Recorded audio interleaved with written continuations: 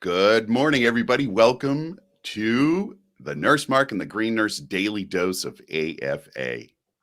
Where we bring you hope and inspiration for growth and healing so you can start your day off the AFA way. And in case you have forgotten what that is, Mark has written an entire book about it. I Mark? wrote an entire book. You can buy the book and have it on your table to remind you every single day that you, yes, you, are absolutely fucking amazing without having to change anything. And I don't even know you personally, do I? No. But I know that you're absolutely fucking amazing. Yes. And what are we doing here today, Mark? We are trying to decrease stigma around what it means to feel good and be high. So hence the H for hope, I for inspiration, G for growth, and H for healing. Yes, Sherry. So welcome to Monday, February 15th, 2021, President's Day. Happy President's Day, everybody. And, yes, happy President's Day. Yeah. The best day to buy an automobile, I guess, so they tell me. Oh, really? Interesting. Like the President's Day sale, right? Oh, man, that marketing's so good. It is good. Anything to sell something, right? Anything. So today's daily love, I pulled from one of the Landmark Insights books, which I really love those because they kind of get really deep and philosophical about the meaning of life. And so today's was about reshaping the course of events. Ooh, okay. Creating the context for the content. So whatever the context is of the situation, understanding just what's so about the situation, and then being able to create the content, what it is, what it means. Wait, so reshaping, let me just make sure I get this. Yeah, reshaping the content of an event. So it's like looking at an event and saying, okay, what's true about this event? What is the truth about it? What can I say definitively? And that is like, okay, let's say you and I have an argument, and I can look at the situation. I can say, well, Sherry and I disagreed on a subject. And so from that's what's so with that particular situation. So the only thing that's truth then and there is that we had a disagreement. That's it. That's the only truth of the matter. We had a disagreement. But what we do, because we're lovely human beings, is that we create stories about, well, we had a disagreement because Sherry is silly and doesn't understand that I'm right and that what I'm trying to tell her is actually the truth. Right. Yeah. What's really true is we had a disagreement, and that you have an opinion and that I have an opinion. And everyone's got an opinion, just like they got a butt. Got one. And they're not even based on what most of the time what the disagreement's about. It's based on all this stuff from the past that got put together to create the opinion of what's happening now. So it's like, here it is. It's perception consciousness, right? Yeah. So it's just perception consciousness. The other thing that's interesting too, is that I'm just going to toss in there the whole cannabis thing. So, I can look at a situation, even without cannabis in one moment, and then do some healing, not get into that reactive mode, but just to think through it. How can I be the most loving and the most powerful? How do I want this to actually show up in my life? How do I want this to be mirrored back to me in my life? Joseph, I agree to disagree. Joe says. Oh, good. Spot on, man. Spot Joe, on. You're we the don't man. have to agree all the time. And the thing that I pulled out of this is, there were examples of when in history people chose a different path because they let go of what they thought was the situation and created something new, like democracy, equality, human rights. And so in each case, some person or group of people saw through or past the way things were or the way they seemed to have to be. The act of doing so and saying so reshaped the course of events. So here we are in the cannabis space saying we're going to reshape the course of events because we don't agree that the way things were or the way that they seem to have to be is true anymore for us. It's an outdated, out-researched paradigm. And here we are, the future of healthcare is patient empowerment. We all have an endocannabinoid system, and we as health professionals are obligated to learn that. And that's what we're talking about today, isn't it, Sherry? But first, before we go down that path, what's your self-care for today? Oh, my self-care for today is Hmm. I'm just gonna, what comes up to me because I did a couple meditations this morning, is just really looking for the angelic presence in everything that I do. So I put this little angel around my neck, I was like, self-care. So positivity, feeding my mind, looking for the good, looking for it's really, for me, it's about mental, emotional, spiritual today. That's what I'm going to focus on because I got Mm. some physical stuff to deal with tomorrow. So I'll go over Oh, that tomorrow. How about you? So yeah, so mine is going to be the tool for me today is going to be reflection, meditation, yeah. Mhm. breath work, and looking for the good in every situation. That's Mental, emotional, spiritual health. yes. I'm going for the physical, so I am gonna make it to. I've gotten back into the routine of hitting CrossFit class like 3 times a week, and it's open doors, mostly outside. It's it makes me feel so good. So today Well, I'm definitely it's in the books. So what I realized I needed to do long ago is mhm, that, but and I think I learned this at Landmark actually, and that is putting it on the calendar.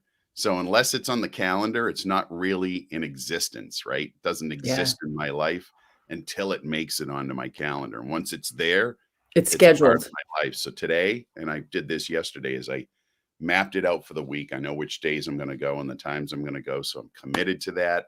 So, later today at the end of the day, I'm going to end up there and I'm going to have a great workout.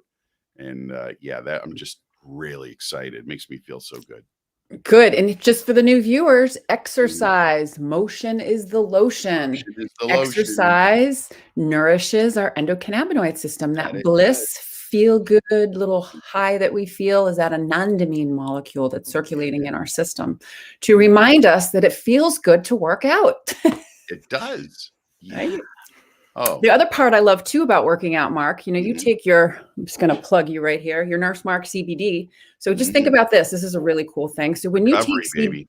yeah, well, even recovery, but just think about this concept. I love this Mhm. science. I'm so nerdy. So when you're working out and you release that anandamine molecule and it starts circulating, well, guess what? CBD is going to prevent or decrease the amount of time that it breaks down that molecule. So you Mhm. have more of your own bliss-like molecules circulating through your system. So I Yeah. love that. So you're going for the bliss today. I am, baby. I am. It's the motion for the lotion. So here we are, Monday, February 15th, and we're going to talk about what we love to talk about every Monday. Sherry? What motivates us? Motivational Monday. What Yes, motivates cannabis nurses to do what we do? that's right. Well, bottom line, we didn't learn about the endocannabinoid system in school. And now that we know it, and now that the National Council State Boards of Nursing in 2018, that's almost 3 years ago, put out guidelines in the Journal of Nursing Regulations for medical cannabis. So Mhm. the National Council State Boards of Nursing, they put together the NCLEX exam, the exams that nurses must take in order for them to become licensed in each state. So this is a big deal.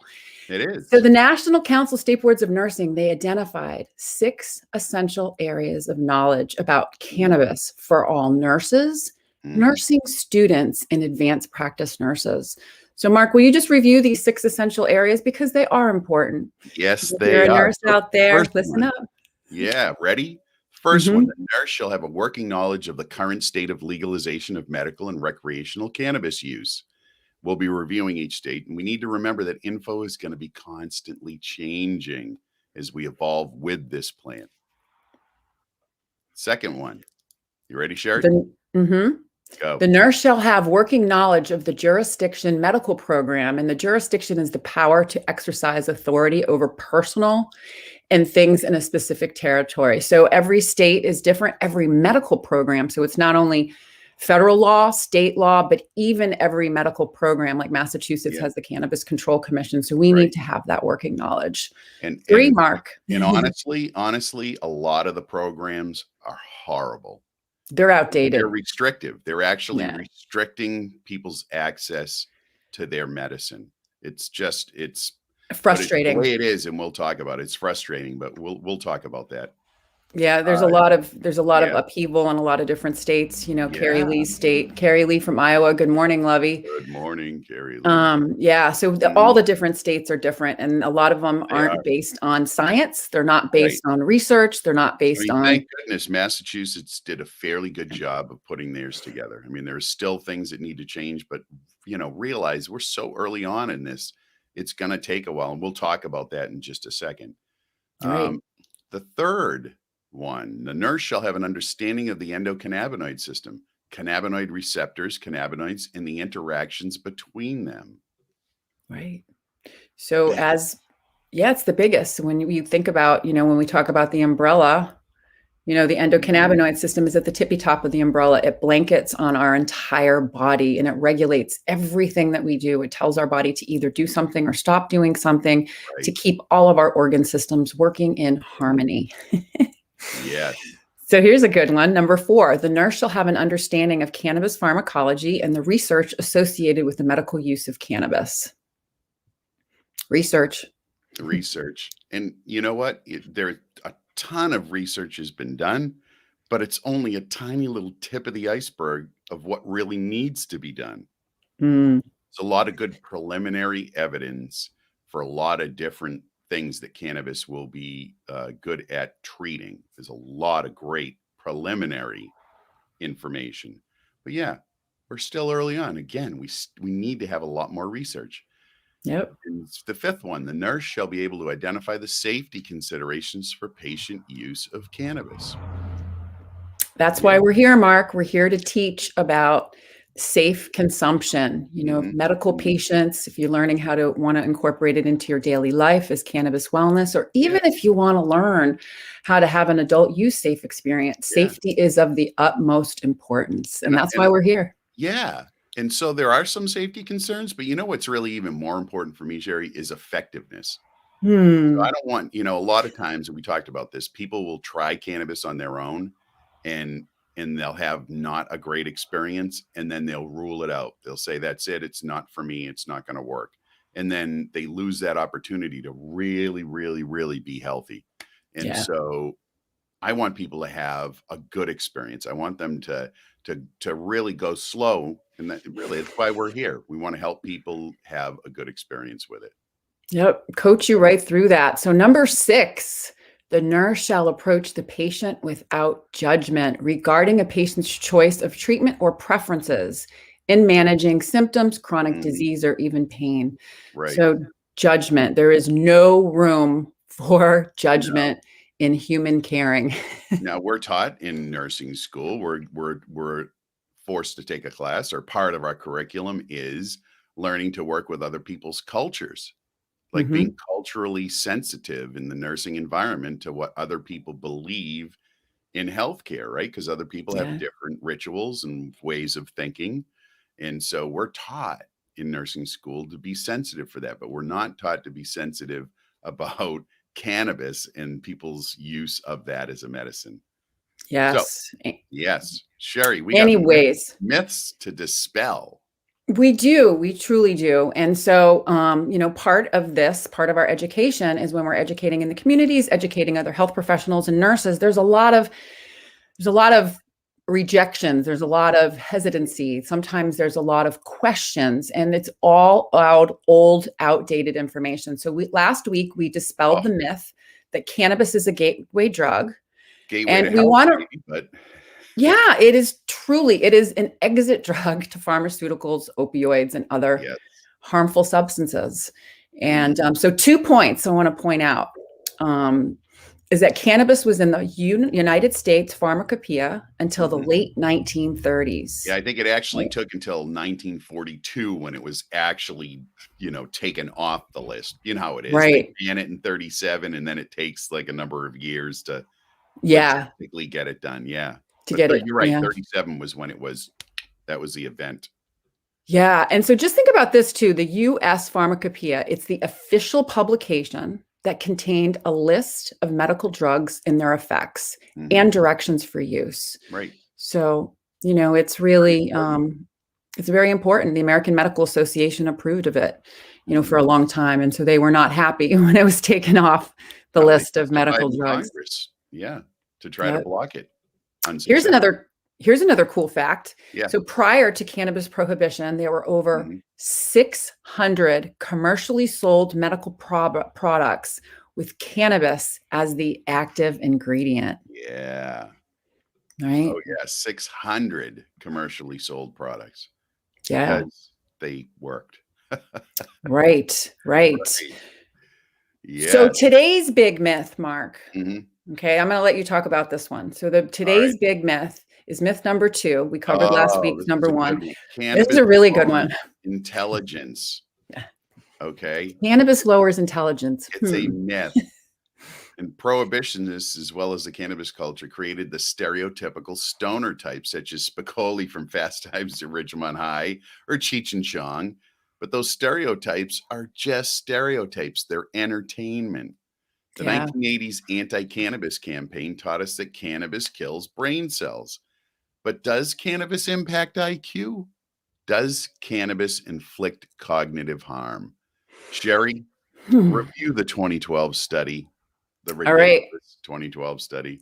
Absolutely. So the Duke study of 2012 reported that those who were heavy cannabis consumers had a decline in IQ compared to those who used it occasionally. So the initial study was against cannabis use. They were pretty much saying that people weren't very smart if they used it. The study made headlines. And not only did the report claim that there was a decline in cognition, but it also reported that these cognitive abilities were never restored. False, false, false. So that study had a huge major effect on policymakers and dependence experts as they thought that this evidence was needed. So within days. Yeah. So let's hold on right there, because here's an important point. We need to understand where we are in the context of cannabis prohibition. So human nature is that when we have an opinion, we're only going to see evidence that supports our opinion. So think about it. These people that are in positions of power in the National Institute of Drug Abuse or wherever they may be in the government have this viewpoint that cannabis is bad. They can only see things that confirm that cannabis is bad. It's how we are as people, right? So if I have an opinion, I only see what will support my opinion. Yeah. But really, when you take the blinders off and you start to consider over time, sometimes people have the ability to change their viewpoint, like Dr. Sanjay Gupta, right? Yes. He was against cannabis. He was against it for many, many, many years. And then he was able to step outside of that human, I've got to only see evidence of what supports my belief. He was able to step out of that. And now, oh my gosh, he's one of the biggest cannabis proponents, right? Yes, So absolutely. sorry, I just wanted to No, that's really, really important. It's really important. Because So this is, I mean, what we're doing is we're changing minds over time. We're just changing continually presenting the evidence that cannabis is a medicine and it's safe and effective over time, over and over and over again. Sooner or later, they're gonna get the message. Absolutely. And so the interesting thing too is when we're looking at research, there's a lot of different things we need to look at. Right. So this Duke study of 2012 was flawed. The medical community began to look at this as a skewed and flawed study. And so they did a subsequent study. And the researchers pointed out that the Duke study failed to account for other factors that account for cognitive development, such as, tobacco use, alcohol use, people that have mental illness, other drug use, and socioeconomic status that can all lead to cognitive issues. And so they, in study design, they call those confounding items, right? Yeah. So they're confounding, they're confusing because they could be the cause of the cognitive decline. There's no cause and effect to their study because they can't prove that it wasn't any one of these other things. Yeah. And so, I mean, it's really fascinating stuff. I'm in one of my last classes for that master's in cannabis science. And it happens to be, Sherry, what we're studying right now is how to actually read a study. There you go. How to look at validity and bias and confounding influence and all of this. Yeah, the Duke study was just basically trash. On the scale of evidence-based medicine studies, this thing was dirt. It wasn't true. Dirt poor, exactly. Mhm. What I love too is, the University College of London. Okay, so they did a peer-reviewed research and they came to a really different conclusion. So they tracked more than 2,300 children from 1991 onward. And what they determined, Mark, was that there was no relationship between cannabis use and lower IQ, especially after the adjusting factors like drugs, alcohol, nicotine, education, and the participants of the parents. Right. They did find a correlation between tobacco use and lowered IQ, but not Sorry, is that cannabis. tobacco that's allowed to be sold anywhere, Sherry, that kills 500,000 people in the United States? You mean I that know. tobacco? Yeah. Oh, yeah, tobacco's a bad thing? Yeah, but it's okay because it's your personal choice to use it. But cannabis, good God, we're not gonna let you have any of that stuff. Absolutely not. So Mark, what happened in 2015, Mark? We're just gonna we want to dispel this myth. All right, here we go. 2015 published study by researchers at UCLA and the University of Minnesota. It evaluated whether cannabis use was associated with changes in intellectual performance in twins. So they tested the participants for intelligence between the ages of 9 to 12 before they had any involvement with cannabis, and then again between the ages of 17 to 20. And it was the largest longitudinal examination of cannabis use and IQ change. That means it was a long-term study looking at a lot of data. They found no relationship between cannabis use and IQ decline. They also saw no significant differences in performance between cannabis using clients and their non-using twins. There you go. Mm-hmm. That's big. That's a big one. And that's twins. So that, it's identical twins. So I think that's really, still they're separate people, but that's as close as you're going to get. You can get. Exactly. Two good controls. Yes.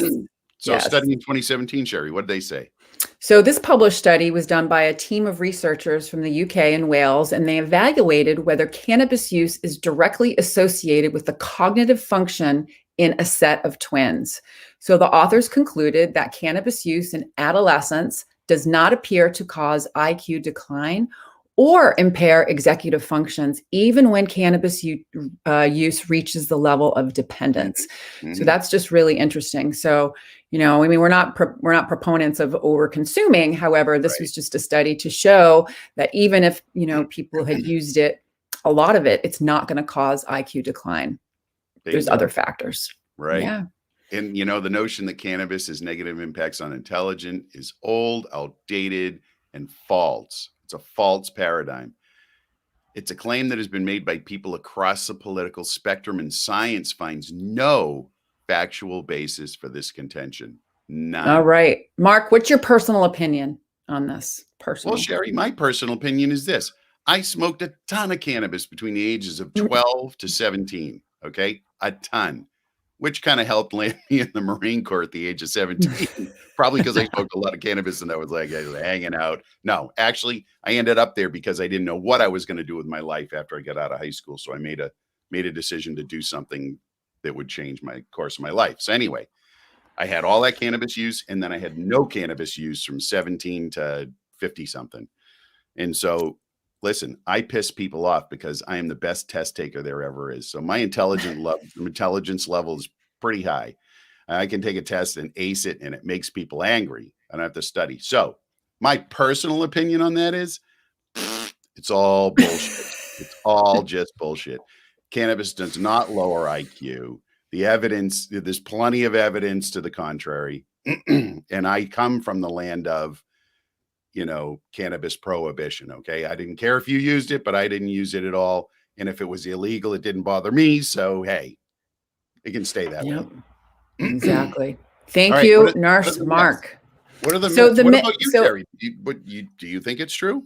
No, I don't think it lowers IQ or decreases cognitive function, just based on the whole fact of what we've been learning, even about other entheogens, plant medicines, and how it increases neuroplasticity, our brain's ability to communicate with other aspects of it. And to be quite honest, since I started using cannabis, I feel like I'm more creative. I'm able to process information from multiple different perspectives. My concentration's improved. My creativity is through the roof. So I look at it as in a different way. Now, I'm not going to lie, if I do too much, I'm gonna sink into the couch and maybe not Yeah. nodding. But this is That about, doesn't mean it's a using permanent cannabis. cognitive No, change. it's not gonna last forever. It just means I need to sink into the couch and just chill. Yes. Yes. And guess what? Rest is one of the most important things that you can do, folks. So I think this is a positive note. Positive note. Yeah. So So listen, this has been great. yeah, it is. So the myths we've covered, Sherry, the gateway theory, meh. Cannabis lowers intelligence, meh. Next week, we're going to look at cannabis legalization linked to rise in traffic fatalities. And then what are we going to do week 4? So week 4, we're going to review again the myth that Mhm. CBD is medical and THC is recreational. Oh, we got so much good stuff coming up. We do. Yeah, And Joseph's a genius, Sherry. what was that? Joseph said he's a genius. Thank you, weed. See, I know. Yeah, And man. just think, 2 creative minds that come together, more cannabis minds that come together to create change. We do become very creative when we have a passion for something. Yeah. Which is great. So I want to plug something really quickly. If you look in our events section, we're doing it's up on Facebook. We're doing an event tonight at 8 p.m. It's free, and it is Healy. We're going to be talking about Reiki, reconnective healing, and Healy energy frequencies for healing. So join us. Go check out the event. There's a link right there to the Zoom. It's not going to be live. It's going to be a private event. But anyone that wants to come and to explore energy healing, please show up. Be 8 p.m. We're going to lock the room at 8:05. Remember, folks, step out of that old opinion. Take the blinders off, and open up. Energy healing is real. It's real. Say yes. Say yes to energy healing. Say yes. All right. This has been a great Monday, Motivational Monday. Yeah, baby. And if you or someone you love is suffering from chronic illness, if you're interested in learning how to incorporate cannabis into your daily regimen as a health and wellness tool, and if you are new to cannabis and want to learn how to have a safe adult use experience, reach out to us at The Green Nurse, www.thegreennurse.com. Yeah. And if you're in the healthcare space, helping people be healthy, come on, join our community. We'd love to have you. We'll educate you on cannabis and all of the other things that help to regulate our endocannabinoid system, to stimulate it. And so we can really spread this throughout the world. We're all about healing the world. That's why Sherry and I are here. We want you to join us with the other group of great, fabulous practitioners. Yes. Yeah, thegreennurse.com, folks. Greennurse.com. And Mark, what kind of a day are you going to have today? Sherry, come on. An AFA day, baby. It's the only February 15th I'm going to get 2021. Exactly. So damn it, I'm going to squeeze the most out of it. And I hope you do too. Because Sherry, what's it all about? Oh, Mark, it's truly about living your best life. All right, folks. See you tonight at 8 and tomorrow morning at 8 a.m.